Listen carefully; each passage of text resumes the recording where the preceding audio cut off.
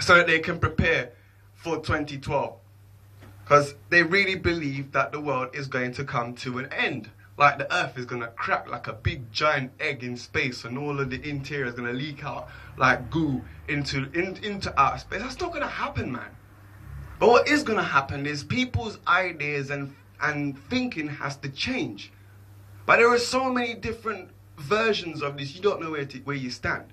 There are mentions of people that the Nephilim, the ancient Sumerians, the Anunnaki, Zechariah Stitchin, and then you've got all these other different names, different faiths, different ideas. Nobody really knows what's going on.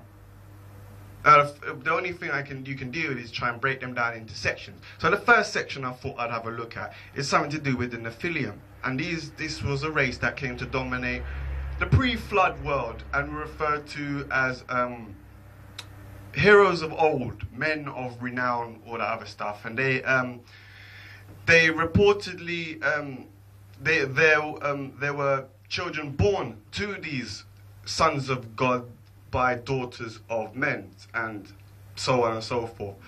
And Nephilim is also rendered fallen, or possibly a fella, not as in a fella, but a fella, somebody who's fallen, or a faller, a tyrant, or a bully.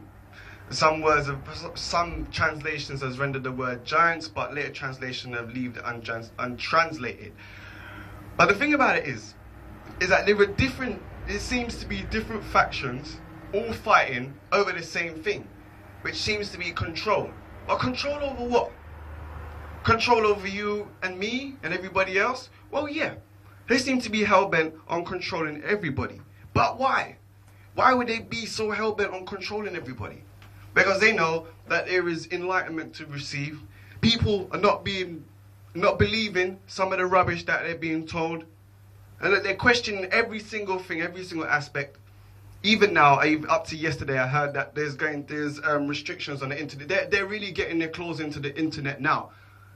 That's like, seems to be the last free domain where people can really say what they feel. And they're clamping down on that as well.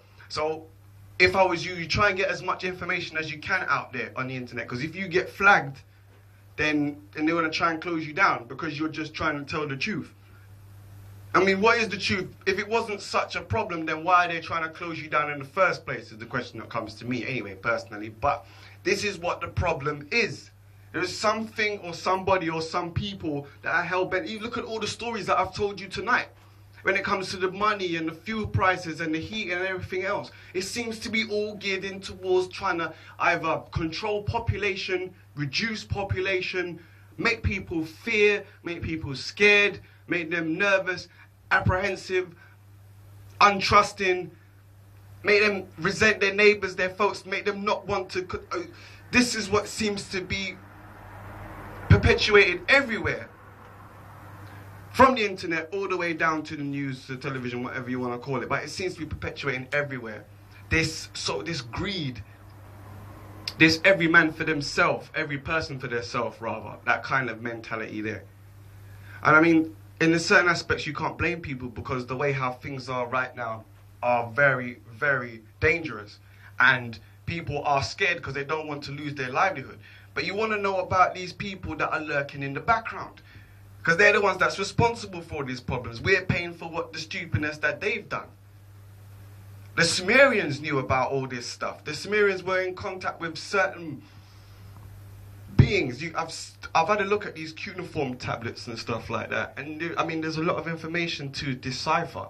But if you want to really know about what I think is the closest to what you could get as some resident of truth, you'd have to look at these tablets, because why would you have all these carvings for in the first place? I mean, I'm sure these people didn't make it up. They could see the sky and the moon, but there's a repeated theme that seems to be generating throughout history, is that there's contact with, for lack of a better word, alien beings outside, whichever way you want to call it, some sort of contact that is being like almost nurturing us throughout the ages, keeping us in the palm of their hand. But like they're afraid now because our minds are expanding. Certain parts of our minds are trying to open up. They're trying to free themselves. And they're trying to dull us back. They're trying to stop that progression. They're trying to stop you and me and everybody else from breaking free from these chains and this bondage. Not literal chains and all that stuff. I'm talking about chains like lockdown for your mind. Because the mind is the most powerful thing, and this is what they control.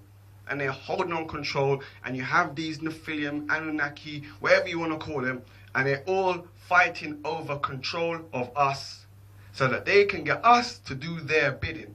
And I say enough's enough. Because I don't know about you, but I ain't nobody's slave. I don't give a damn where you come from.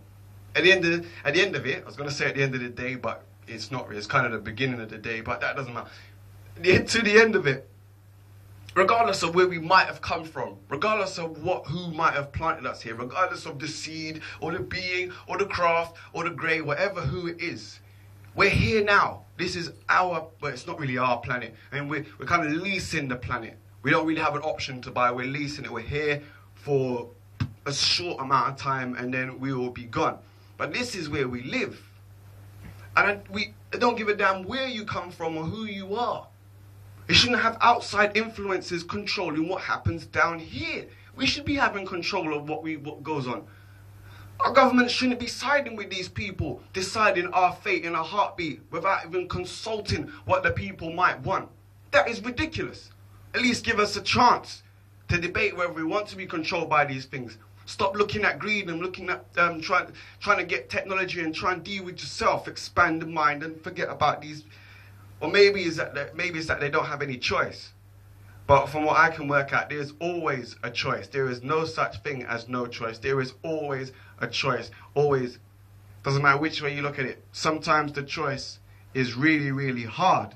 But it is a choice nevertheless. A choice that we'll all have to one day think about seriously.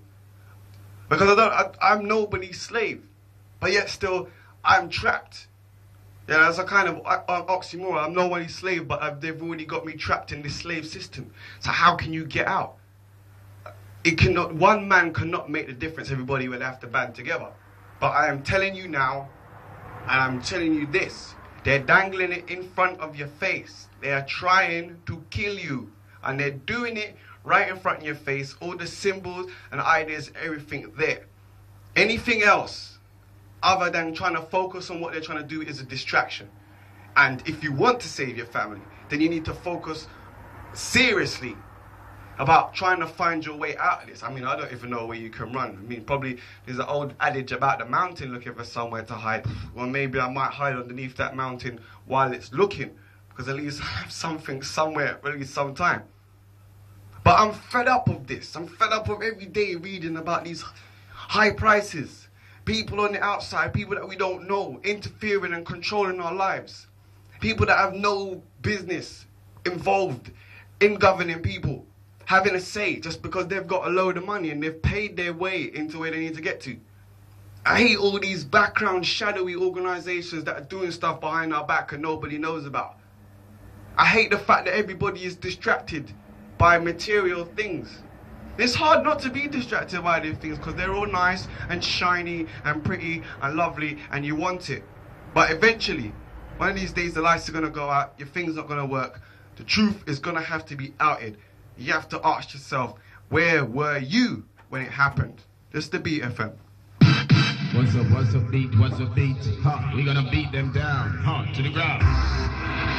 If the car that you're driving around town in doesn't sound like this, then you're in need of a trusty and reliable car garage. And I know just the people for the job. Lee's Autotech. Lee's Autotech Car Repair Garage. We specialize in crash repairs, mechanical and electrical work, bodywork, insurance work, undertaking, breakdown and recovery service. Lee's Autotech is situated at Unit 11B, Woodside Place, Alperton, Wembley, Middlesex, HAO 1UW. If you worry about not getting to your next destination, call Lee now on 07960 346 378 or on 208 903 8903. And if you've just had enough of the car that's giving you problems, Leeds Autotech also has a wide variety of sizes and models available, all fully checked over and ready for the road. Leeds Autotech Car Repair Garage, Alperton, Wembley. Call us now, 07960 346 378. Modern Entertainment presents a night called Fantasy Fridays.